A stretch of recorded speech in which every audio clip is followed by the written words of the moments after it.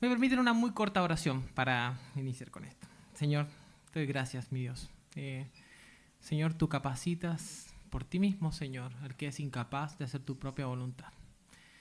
Que tu palabra sea la que hoy sea expuesta, Señor, y que nuestros corazones sean los que se rindan ante ella. En el nombre de Jesús. Amén y amén. Y efectivamente, hermanos, primero de Samuel, capítulo 10, versículo del 1 al 27, es un texto bastante largo, pero es narrativo. Nos va contando Samuel en su propio libro muchas de las cosas que están ocurriendo. Y para darles un poquito de contexto, siempre es bueno hablar acerca de esto. Samuel es un libro de transición. Pasamos el libro de los jueces, donde están los caudillos, donde se levantan estas personas a los cuales el Señor usa de manera especial. Y estos jueces juzgan al pueblo, pero también los libera de la presión que estos están viviendo. Y los liberan. Viven un tiempo de paz hasta que llega otro juez y vuelve a pasar todo nuevamente. El libro de los jueces es lo que está antes. En medio está el libro de Ruth también, que nos expresa lo que está pasando, una corta historia en medio de este contexto, pero Samuel nos habla de la transición. Samuel nos va a hablar acerca de la transición a un reino. Y este capítulo es un punto de inflexión en ese proceso. El primer rey de Israel, Saúl, el rey de Israel. Entonces, quiero comentarles de manera muy general que voy a estar compartiendo con ustedes un poquito respecto al contexto, una historia que preparé para ustedes, y vamos a dividir el pasaje en tres partes, del 1 al 8, del 9 al 16 y del 17 al 27. Siempre les aconsejo tener sus Biblias abiertas, por favor, a diferencia de otras ocasiones. Van a ver unas imágenes aquí, entonces les invito a tener su Biblia abierta para estar cotejando cada una de las cosas que se digan. Algunas conclusiones y otras aplicaciones para ustedes. Entonces, déjenme darle un poco de contexto y esa chiquilla que está ahí es la problemática. Nuevamente está Samuel dando la transición para este tiempo y el pueblo en los capítulos anteriores dice: Samuel, tus hijos no te siguen, no hacen lo mismo que tú, queremos un rey, ponnos un rey. Y Samuel se entristece, pensando en un primer momento que lo estaban rechazando a él, porque él era de alguna manera el que ejercía el rol del sacerdocio, era el último juez. Pero el Señor le dice: no es contra ti, Samuel, que es el problema. Ellos me están rechazando a mí mismo. Ellos me están rechazando a mí. Y en el capítulo anterior vemos cómo el Señor empieza a urdir un plan en el cual va a levantar un rey. Y en medio de todo eso aparece esta chiquilla que está acá. En realidad son más. Y son las asnas de Cis. Sé que suena como trabalengua, pero son las asnas de Cis.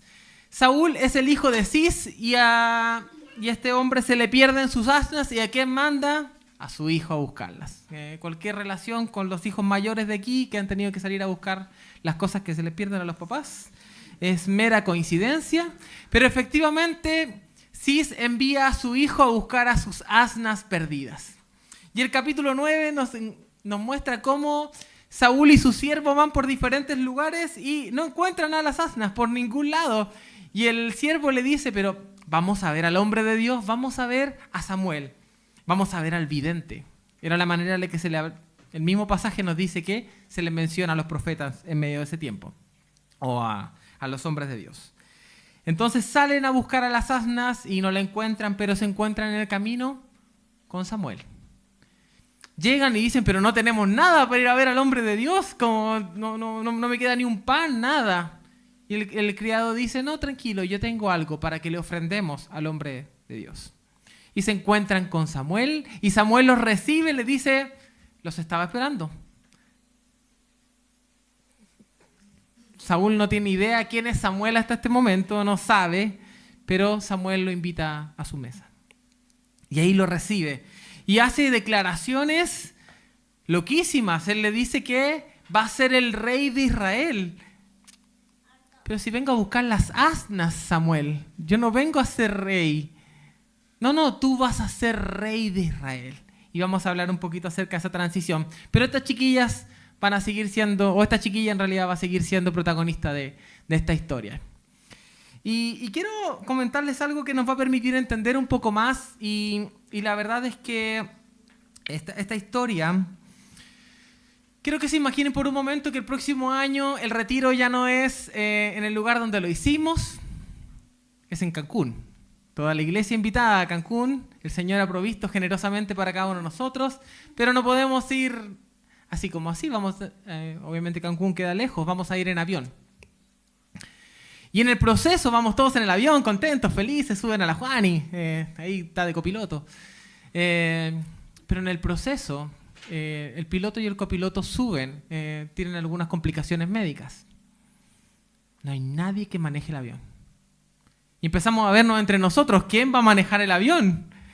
Y empezamos a decir, hoy traigan a la hermana Tere, traigan al hermano Luis. Ellos dirigen un negocio, así que van a saber probablemente cómo manejar este avión. No, otro dice, no. Traigan al hermano Roberto, él tiene una agencia de viajes. Probablemente habló con algún piloto que le enseñó cómo manejar un avión. Y por otro dijo, no, tranquilo, traigan a la Irma, ella tiene un gimnasio, va a ser la única que sea capaz de levantar los controles del avión. Sin ofender, estamos desesperados. El avión se va a caer, piloto y copiloto no están ahí disponibles. Y la verdad es que ¿por qué me sirve esta historia? Porque quiero que entiendan por un momento que eso es lo que le están pidiendo a Saúl. Saúl, tú, sí. Maneja el avión. El Señor te está poniendo a manejar el avión. Y Saúl dice, ¿qué? Yo no sé cómo hacer esto. Y de ahí el título de lo que le he querido comentar el día de hoy. Dios mismo capacita al incapaz para cumplir con su voluntad. Y perdón si la palabra incapaz es demasiado fuerte, pero tiene referencia a nuestra imposibilidad de hacer por nosotros mismos aquello que Dios nos envía a hacer. Entonces vamos a la primera parte, y es que quiero que me puedan seguir en los versículos del 1 al 8 de esto que quiero compartirles. Y el capítulo 9 termina con una conversación. Y en esta conversación Samuel le dice, deja a tu siervo ir adelante porque tengo algo que decirte a ti. Siempre cuando alguien te dice, tengo algo que decirte, la gente se asusta un poco. Saúl tenía razones para asustarse en este momento. Y ahí empieza lo que va a plantearnos este texto. Y efectivamente, lo primero que hace Samuel es que le pide, ahí hay una foto que no tiene que ver con la realidad, pero quiero que puedan verlo un momento. Y lo que hace Samuel es que unge a Saúl. ¿Qué es ungir? ¿Qué es la unción en realidad? La unción es un aceite que está mezclado con mirra y con otros elementos que son muy olorosos. Y así como cuando vamos a instalar a un rey, le ponen una corona. Acá en Chile no tenemos rey, pero se han imaginado por las películas y todo el asunto. Pero así como lo ponen un rey y en su coronación, ahora esta persona podemos entender que tiene poder político sobre nosotros. Con la unción, lo que está diciendo Samuel es que la misma presencia de Dios está cayendo sobre Saúl y lo está rodeando. Está el olor de eso. Tiene un significado religioso para nosotros. La misma presencia de Dios está presente en ese lugar. Pero Saúl no entiende nada todavía. Este hombre me está diciendo que voy a ser el rey de Israel, pero él sigue sin entender lo que eso significa. Pero nuevamente, en 3 partes quiero explicarles cuál es el proceso a través del cual Dios mismo pone a Saúl como el rey de Israel. Y creo que una de nuestras tentaciones cuando pensamos en este pasaje es decir, el protagonista es Saúl. Saúl, ¿verdad? Toman a este hombre que está persiguiendo a las asnas, que todavía no la encuentra, y al final Saúl es rey. No. Samuel es el hombre de Dios, es a través del cual Dios habla. Él tiene que ser el protagonista de esta historia. A Saúl se lo menciona 7 veces dentro de este capítulo por nombre. A Samuel se lo menciona 8 veces. Pero hay un nombre que se repite 18 veces. Señor, Dios y el Espíritu. 18 veces se menciona lo que Dios hace en medio de este capítulo. Algo pasó. 18 veces se menciona lo que ocurre en este capítulo, lo que está haciendo Dios. Y efectivamente, el protagonista principal no es Saúl, no es Samuel, es Dios mismo. Es Dios el que está obrando por medio de Samuel. Es Dios quien va a capacitar al incapacitado o al incapaz para hacer su voluntad. Entonces, en esta primera parte, efectivamente, Dios se comunica con el incapaz. Y el capítulo 9, como les decía, termina con esta conversación, empieza con la unción que representa la misma presencia de Dios. Y de repente Samuel le da una declaración impactante y le dice: Saúl, ¿no ha sido Dios mismo el que te ha elegido por príncipe de los israelitas? Nuevamente, pónganse en contexto. Ustedes, estamos en el avión se está cayendo. Y estoy diciendo: Francisco, maneja el avión, por favor. Y Francisco, ¿yo? Yo no puedo. Yo no sé. Yo no, que sea otro, que lo haga cualquier otro. Ese es que podamos entender, aunque sea en parte, lo que está pasando por la mente y corazón de Saúl. Pero el Señor utiliza a Samuel para darle 3 señales. Y estas 3 señales nos van a decir cosas a nosotros también. Y estas 3 señales van a manifestar que es Dios moviendo cada uno de los hilos para que esto termine por ocurrir. La primera señal son 2 hombres. Si yo quisiera intentar darle alguna señal a ustedes, les diría: bueno, hermanos, vayan al metro y busquen una mujer de pelo largo. La posibilidad de que eso sea una casualidad es sumamente alta, ¿verdad? Es como que si ustedes encuentran una mujer de pelo largo en el metro, van a decir como: no sé si le has ganado a alguien, Jorge, no sé si me estás profetizando algo, en realidad me estás diciendo algo obvio. Pero estas 3 señales son muy específicas. Y es que Samuel le dice: vas a encontrar 2 hombres en el sepulcro de Raquel en Benjamín. Y estos 2 hombres se van a acercar a ti y te van a decir algo. ¿Dónde están las asnas? Entonces estos hombres se van a acercar a ti y te van a decir: las asnas ya, tu papá ya ha recuperado las asnas. Más bien ahora está preocupado por ti, que no apareces hace un montón de tiempo. Te están preocupados por ti y por tu siervo. Y esa va a ser la primera señal. Pero nuevamente, ¿cuál es la probabilidad que 2 extraños vayan caminando por el mismo lugar donde te enviaron a caminar a ti y te digan justo aquello que tú necesitas oír? A algunos de ustedes quizás les ha pasado eso. Que justo llega un hermano y les dice así como justo aquello que ustedes estaban preguntándole al Señor en oración. Justo lo dice, justo lo hace de una manera muy relevante. Y hermanos, es que quiero que piensen en esto, no solamente una señal, porque en medio de todo este asunto del reinado, yo no culpo a Saúl por seguirse preocupando un poco de las asnas. Es como nosotros que vinimos a la iglesia y estamos acá, estamos escuchando la predicación, estamos en la alabanza y nos preguntamos: ¿bajé el pollo del refrigerador? ¿Se me olvidó cortar el gas? ¿Dejé cerrada la puerta? Y está bien, vienen aquí a adorar, vienen a encontrarse con el Señor, vienen a encontrarse con sus hermanos, pero hay algo que es una mosca que está molestándolos por ahí. Y en medio de todo eso, el Señor también se preocupa de esos detalles. Y el Señor se acerca a Saúl a través de estos hombres y les dice: tranquilo, las asnas están bien. Y eso puede significar para él un respiro. Dios le dio una señal clara, pero también una que calmaba su corazón ansioso. Una que calma tu corazón ansioso. La segunda señal ya no son 2 hombres, son 3 hombres. Y estos 3 hombres se los va a encontrar en la encina de Tabor, ¿sí? Estos 3 hombres van camino a Betel y ahí es porque la imagen, ¿por qué puse esa imagen de estas 3 cabritas ahí? Porque uno de estos hombres lleva 3 cabritos.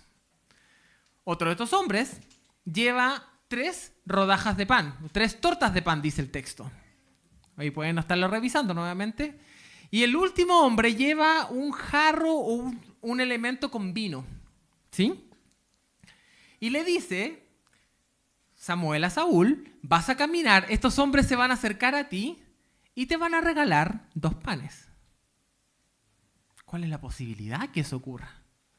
Pero nuevamente, el Señor está proveyendo para este hombre que va en el camino. Es el Señor el protagonista. Él está confirmando a este hombre incapaz de reinar una nación, que Él va a estar con él.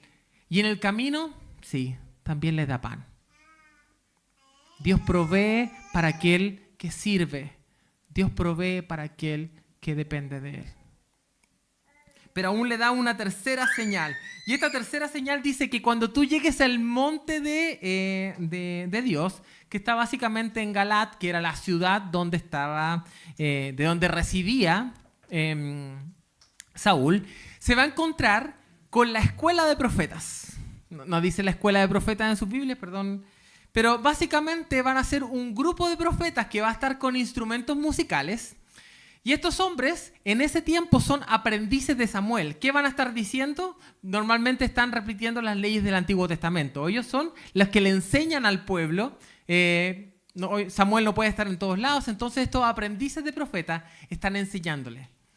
Y dice Samuel que estos hombres se van a acercar a Saúl, y en ese momento el Espíritu de Dios va a tomar a Saúl, y Saúl va a empezar a profetizar con ellos.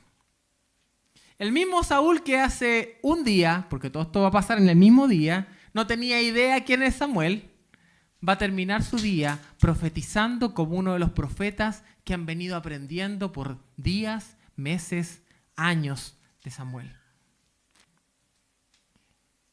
Y él va a poner a su mismo Espíritu Santo en el camino. La tercera señal es que el Espíritu de Dios mismo vendrá sobre todo aquel que Dios elige para cumplir sus propósitos. Y es el mismo Espíritu Santo que el Señor promete para ti. Es loco, estamos hablando de Saúl en ese tiempo, que va a venir el Espíritu Santo. Pero déjenme comentarles lo que dice Juan 7, 38 y 39. Dice así: el que cree en mí, como dice la Escritura, de su interior correrán ríos de agua viva. Esto dijo del Espíritu que habían de recibir los que creyesen en Él. Hermanos, todos aquellos que han creído en Jesús como su Señor y su Salvador, tienen al Espíritu de Dios. Y es el Espíritu de Dios quien te capacita a ti, incapaz, quien me capacita a mí, incapaz, para hacer solamente lo que Dios puede hacer. Saúl, empoderado por Dios, con el mismo Espíritu de Dios, empezó a profetizar, y después vamos a comentar lo que ocurrió. Y efectivamente lo que estaba viendo Saúl es que él estaba siendo llamado por Dios. Efectivamente lo que decía Samuel era cierto. Él va a ser rey y más acobarda ante esto. Vamos a ver las señales de cómo él responde a este llamado particular. Pero su rol en el reinado no era ser el capitán de este vuelo. Él siempre iba a ser el copiloto. El que va a manejar siempre va a ser Dios. Nuevamente, es el Señor el protagonista. No es Saúl en sus capacidades haciéndose cargo de un reinado. Es el Señor utilizando y capacitando a un incapaz como Saúl, para reinar en medio de Israel. Por último le dice Samuel: espérame 7 días en Gilgal y yo voy a llegar y te voy a dar algunas otras instrucciones. Pasamos a la segunda parte entonces, y es que Dios se manifiesta a través del incapaz. Entre los versículos 1 al 8 es simplemente la conversación. Le está diciendo, esto es lo que va a ocurrir. Y estas señales son las que van a ocurrir. Los versículos del 9 al 16 nos muestran lo que en realidad pasó. Y lo que en realidad pasó es muy interesante. Quiero comentarles algunas de estas cosas. Lo primero de ellos es que apenas terminan esta conversación, Samuel y Saúl, lo que hace Saúl es que se da vuelta para ir al lugar donde Samuel le ha dicho que vaya. Pero en medio de este lugar, dice que apenas se da vuelta, el Señor cambia su corazón. El Señor muda el corazón de Saúl. Y eso lo pueden ver ahí ustedes, por favor, en el versículo 9. El Señor muda el corazón de Saúl. Pero para Saúl hubiera sido fácil confundirse. Decir, Samuel, acompáñame a todos lados. Si Dios me mandó a ser rey, entonces tú vas a ir para todos lados. Confundiéndose en realidad diciendo, Es Samuel el poderoso, es Samuel el que va a hacer absolutamente todo. Porque él es el que me viene diciendo todo lo que tengo que hacer. Entonces ven, Samuel, ven conmigo, acompáñame. Tú vas a estar ahí, vas a ser mi mano derecha y la izquierda y vas a hacerlo todo en realidad. Pero yo voy a estar ahí porque al parecer Dios me quiere aquí. Pero eso no es así. El Señor quiere tener una relación personal con Saúl. Se dice mucho, yo lo he escuchado en otras circunstancias, que el Señor no tiene nietos, el Señor no tiene sobrinos, el Señor no tiene nada de eso, no tiene primos hermanos. El Señor solamente tiene hijos. Porque quiere tener una relación con cada uno de ellos. El Señor se acerca de manera personal a Saúl. Incluso se salta a Samuel, que es su sacerdote. Nuevamente, Él quiere relacionarse con nosotros. Y lo que nos muestra más adelante es que todo lo que Él predijo efectivamente ocurre. Se encuentra con estos dos hombres y estos dos hombres le dicen que las asnas están a salvo. Después se encuentra con estos tres hombres y estos tres hombres le dan 2 rodajas de pan. Pero Samuel se toma un momento para comentar nuevamente lo que pasa en la tercera señal, cuando se encuentra con los profetas. Y él está ahí con los profetas y dice qué pensaba la gente a su alrededor. Y la gente empieza a decir, voy a leer lo que puse ahí mismo, en el versículo 10 y 11 dice: y el Espíritu de Dios vino sobre él con poder y profetizó entre ellos. Y aconteció que cuando todos los que le conocían antes vieron que profetizaba con los profetas, el pueblo decía el uno al otro: ¿qué le ha sucedido al hijo de Cis? ¿Saúl también entre los profetas? Y dice que se generó un dicho. Que este dicho es como: si Saúl es profeta, yo mañana soy astronauta. Es como cualquier cosa puede ser posible. Como todo es posible porque... Y en realidad lo que muestra eso es que son nuestras expectativas respecto a lo que alguien puede hacer versus lo que Dios decide que esa persona haga son muy distintos. Efectivamente, el Señor puede utilizarnos para hacer cosas que están fuera de nuestro entendimiento. Hace un momento la hermana Gloria me estaba comentando por qué los niños se suben a la reja de allá. Y me decía... se suben a la reja de allá, no sé por qué. Algo tiene atractivo esa reja que se cuelgan de esa reja. Pero me decía, y es porque sus papás se colgaban de esas rejas. Sus papás también se colgaban de esas rejas por razones que desconocemos. ¿Y quién diría que ahora sus papás se estén sirviendo activamente? ¿Quién diría que ese niño que se estaba colgando ahí hoy estaría cantando y dirigiendo? ¿Quién diría que ese niño que estaba ahí algún día iba a estar acá enseñando? El Señor capacita al incapaz para hacer su obra. Efectivamente, hermanos. Y Él lo que pone sobre Saúl es el mismo Espíritu de Dios, que lo capacita básicamente para hacer cualquier cosa. Y dice, y cuando ocurra esto, pídele cualquier cosa al Señor porque el Señor va a estar contigo, Saúl, le dice Samuel. Y nos comenta algo interesante en medio de la burla de esta gente que dice nuevamente así como: ¿y quién es Saúl? ¿Y quién es su padre? Así como: ¿y quién es este tipo que ahora está profetizando? Ahora se cree profeta. Pero nuevamente es el Señor quien está haciendo que este hombre, sin tener los años o semanas de entrenamiento que tenían esos profetas, esté hablando de la ley del Señor. Hermano, tú también puedes. El Espíritu del Señor es la promesa del Señor para nosotros. Y por último nos comenta una historia interesante. Se acerca el tío de Saúl y le dice: ¿dónde estuviste todo este tiempo? Recordemos que estamos en Gabá, estamos cerca de la casa de Saúl.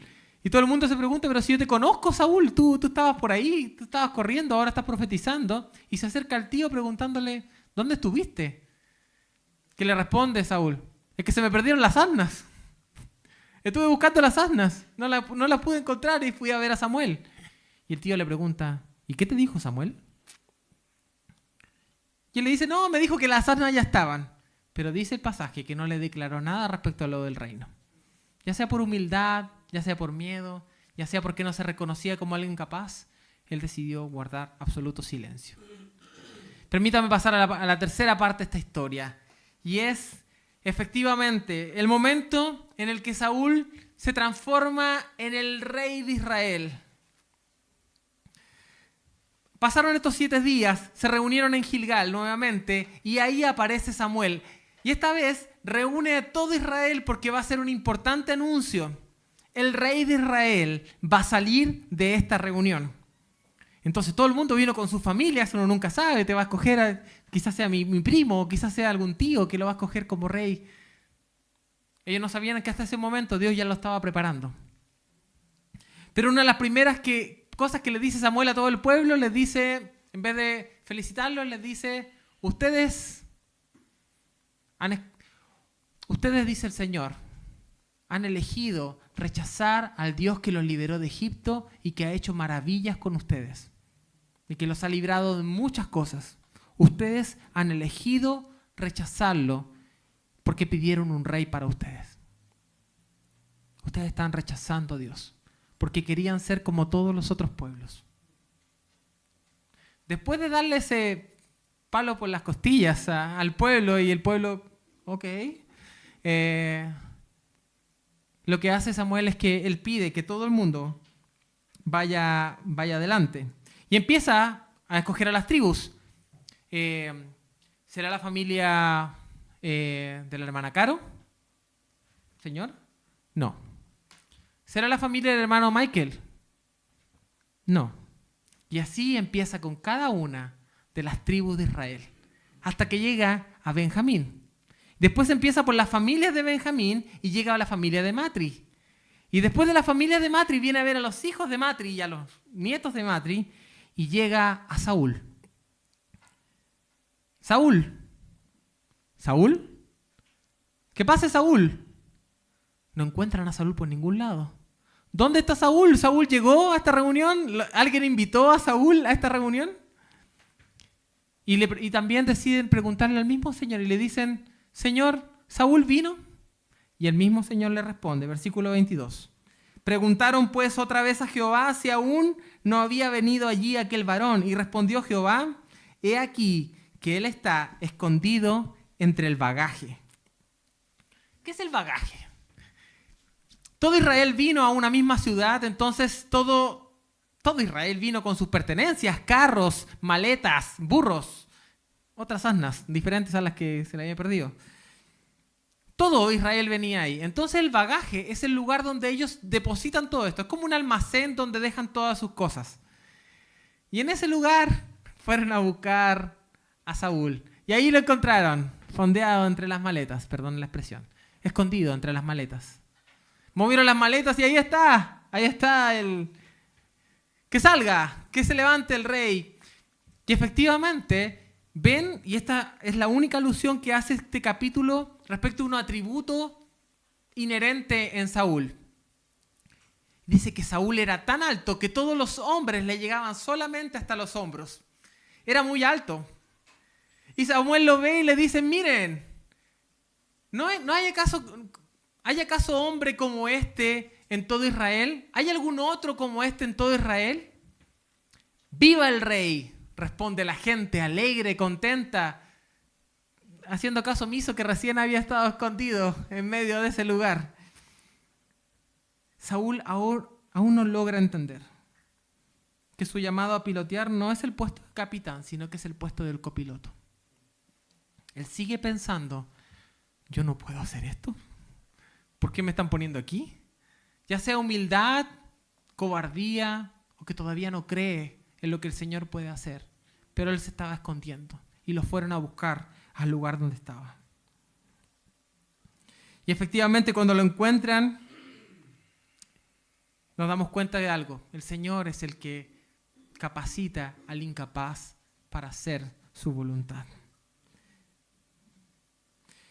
Y en ese entonces Samuel le declara las leyes del reino, probablemente citando Deuteronomio 17 del 14 al 20, donde le da algunas instrucciones al pueblo acerca de cómo debían de comportarse ahora que tienen un rey. Entonces le dice, cuidado rey, porque no vaya a ser que tu soberbia aplaste al pueblo. Y pueblo, ustedes tienen que entender que esta autoridad la puso el Señor mismo.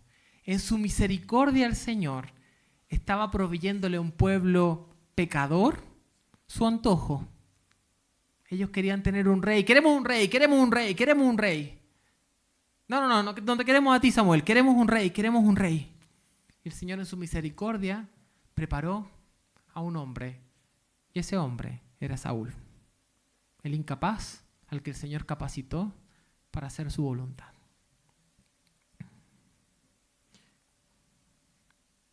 Quiero avanzar hacia algunas conclusiones y después quiero hablar de algunas aplicaciones con ustedes. Dios mismo capacita al incapaz para cumplir su voluntad. Y lo primero que quería comentarles era efectivamente Dios mismo se comunica con el incapaz. Se comunica con el incapaz. Dios toma para sí en su misericordia a quien quiere que le sirva y lo involucra en sus planes. La locura de que te haya escogido a ti, la locura de que me haya escogido a mí. Probablemente hay gente mucho más brillante que nosotros, pero Él nos elige a nosotros y nos elige para ponernos en lugares, en posiciones, en influencias que nosotros no podemos entender o que nunca nos hemos imaginado. Y Él te elige porque Él sigue siendo el protagonista de esta historia. Sigue siendo el protagonista de tu historia. Nuevamente, Él te capacita, hermano. Pero también Dios se manifiesta a través del incapaz. Dios se revela a través de que Él llama. Y el Señor va a capacitarnos a través de su Espíritu para hacer cosas que nosotros nunca pensamos que podríamos hacer. ¿Quién que nos vio de pequeños se imaginó cómo íbamos a hacer ahora? Defectos, virtudes. ¿Quién se habrá imaginado qué íbamos a estar haciendo hoy en el 2025 si nos veía hace 10, 20, 30, 40 años? Se imaginó qué íbamos a estar haciendo en este momento. Pero el Señor lo sabe. Y por último, Dios capacita al incapaz para responder a su voluntad. Dios responde a su propia voluntad. Él quería proveerle un rey a Israel. No en ese momento, pero lo iba a hacer de todas maneras. Y Él le proveyó y capacitó a un hombre llamado Saúl para que ejerciera ese rol. Hermanos, quiero dejarlos con algunos elementos que han sido de mucha ayuda para mí en este tiempo. Y lo primero, hermanos, quítate del centro. Deja de pensar que la historia y el reino se tratan acerca de ti y de tu felicidad incluso. Hermanos, no es tu historia de la que estamos hablando, es la historia de Dios, es la historia que Él provee para nosotros. Entonces fíjense que nuestra cultura nos dice que lo más importante son las asnas. Cada uno persigue asnas de una u otra manera. Y esas asnas tienen que ver a lo mejor con una casa, con un auto, con un matrimonio, con hijos, con una carrera exitosa, con un matrimonio feliz. Pero no, se trata acerca de lo que hace el Señor. Pero no te equivoques, en medio de su historia y sus propósitos perfectos para ti, Él nos permite también conocer qué pasó con las asnas. En medio de toda su historia y su plan maravilloso y perfecto para la IBI, también te permite tener un negocio exitoso, hijos saludables. Te permite tener una historia, hermanos que te amen. En medio de todo eso, pero como efecto secundario a su plan que sí es perfecto, Él te podría conceder alegría y felicidad. Aunque sí hay sufrimiento, aunque el avión con toda la iglesia bíblica independiente se cayera, el final de la historia ya lo conocemos. Vamos a estar con el Señor en un lugar sin dolor, sin lágrimas. Él tiene todo eso cubierto. Así que cuidado con las asnas que buscas. No se trata de ti, se trata de su historia. Dios nos concede a su propio Espíritu Santo para capacitarnos para hablar. Entonces, hermano, habla del Señor con otros. Pero no sé, bueno, Saúl tampoco sabía. ¿Cómo iban a dejar a un hombre que ni siquiera pudo encontrar un par de burros que se le perdieron a su papá como rey de Israel? Pero lo hizo. Y Dios sabe, y ustedes saben también que son quizás más torpes que el mismo Saúl. Pero el Señor hace maravillas. Lo segundo es que Dios se revela a ti. Y Él está moldeando tu carácter. Entonces el Señor te va a hacer capaz de hacer cosas que tú no pensabas que iba a poder hacer. Te hará capaz de perdonar a tu esposa o a tu esposo. Te hará capaz de acercarte al que no cree y darle una oportunidad de creer. Te hará capaz de amar a ese colega odioso, pesado que tienes.